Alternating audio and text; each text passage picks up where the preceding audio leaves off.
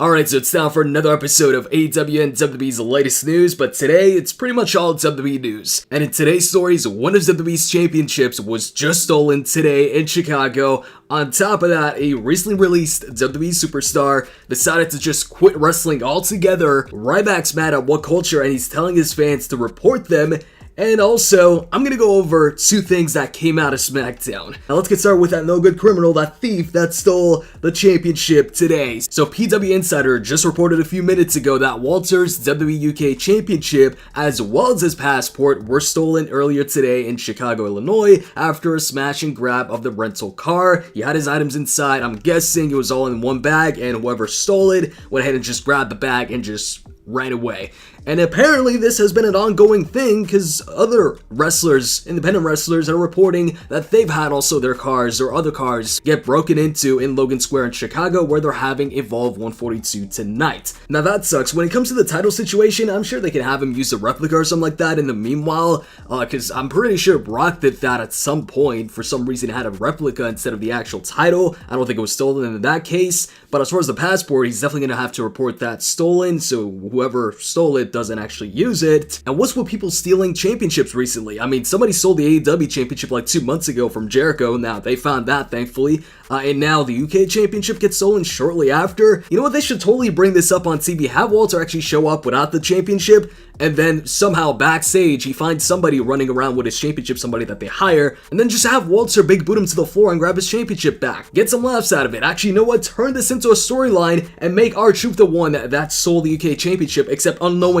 He doesn't know it's the UK championship because, you know, R-Truth's character, you know, not the smartest guy out there. Have him be the one to have taken the championship because somehow he thinks that's a 24/7 championship, and then Walter just beats him up and grabs his championship back or something like that. Man, I'm a genius for that. Anyways, you guys remember Jordan Myles, the NXT superstar with the t-shirt controversy? People were behind him at first, but then he started attacking other wrestlers that had nothing to do with it, so people started being like, yo, what's up with that? Come on, dude. And he just went about it the entirely wrong way, and then he went ahead and quit WWE on a Twitter video. WWE were like, okay, bye. People were like, oh, I wonder how he's gonna get a job outside of the WWE after what he did on Twitter.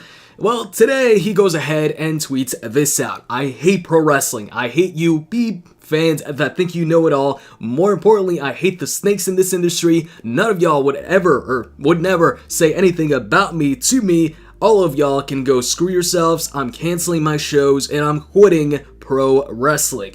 Chasing my dream was great, but you self-entitled beep ruin everything. I'm out. So he's quit wrestling altogether. I mean, people were already thinking, oh, it's probably gonna be hard for him to get a job or to get, you know, a spot in another wrestling promotion because of how he acted on Twitter. Well, now it looks like he won't have to worry about that at all because he's quitting wrestling altogether. And then Shad from Cryme Tyme went ahead and replied to him saying, on that note, shut the beep up. If all you can do is badmouth and talk down people and the business after people have gone out of their way to understand and help you, then F off. Talent gets you far in life, but it's obvious your character is one of an attention-seeking beep who wants sympathy while burning others. Grow up and understand the world doesn't revolve around you. This business, as well as life, doesn't cater to one individual, so either suck it up and do something or shut the beep up, because this bipolar crying is getting old. Damn, the dude got roasted on his way out. Man, bring back Cryme Tyme and give him that championship run that they never got. I missed them. Next up, Ryback thinks WhatCulture are ruining wrestling, so he tweeted this out today. I encourage all fans to report this video by WhatCulture. These are the people that are ruining wrestling and make up lies to simply make money at any expense.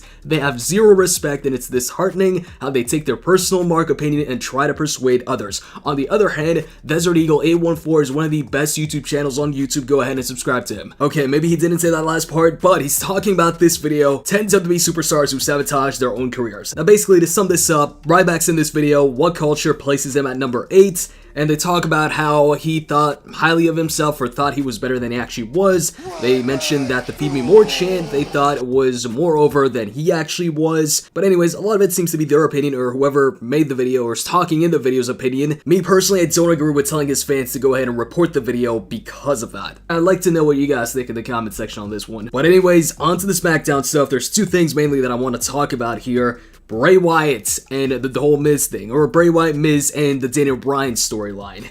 So, Bray Wyatt versus The Miz is now announced for TLC, and the interesting thing here is for the first time, it's gonna be, or for the first time since The Fiend got introduced, it's gonna be Bray Wyatt, not The Fiend, versus The Miz.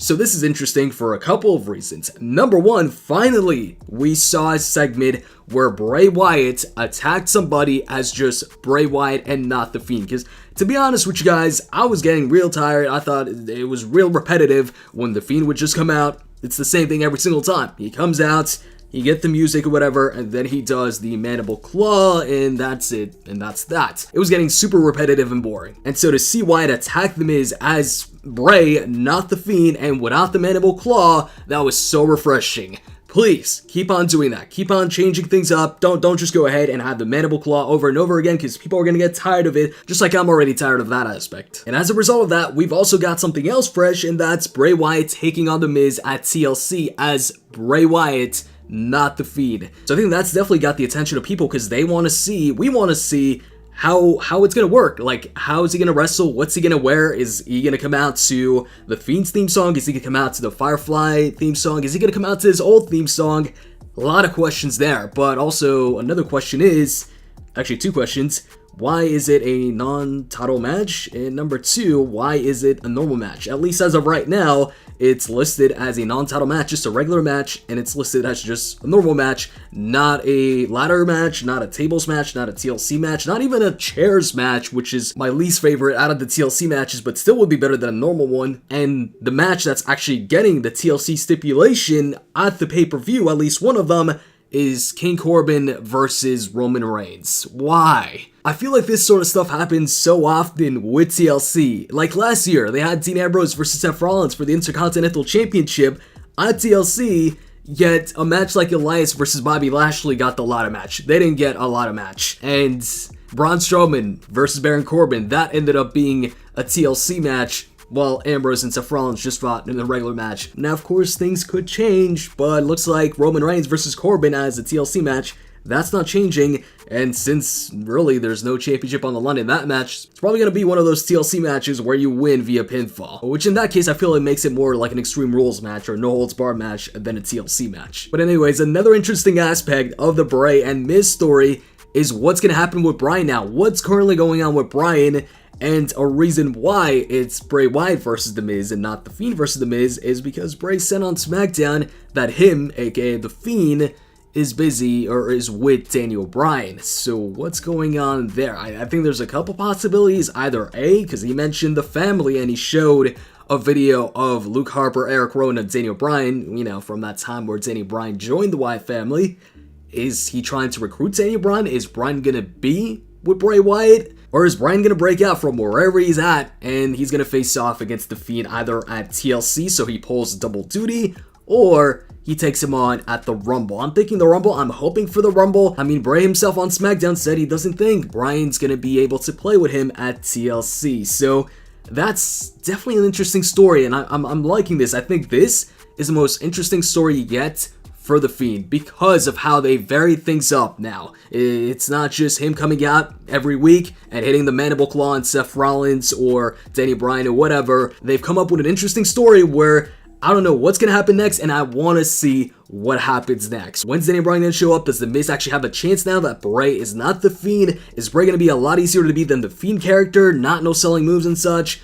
A lot of questions, but it's definitely an interesting storyline. And yeah, the only thing that I'm kind of disappointed with is Roman and Corbin getting the TLC match, and The Miz and The Fiend being left in a non-title regular match. At least as of right now, I would have at least made it a chairs match. Hey, here's the thing. If in the coming weeks we see either Miz or Bray Wyatt use a chair, a ladder, or a table, one of those weapons, the match is probably going to get changed to whatever weapon they start using. That's usually how it works when it comes to TLC. You see the superstar, one of the superstars, use a weapon. That weapon usually leads to the actual match that they're going to have.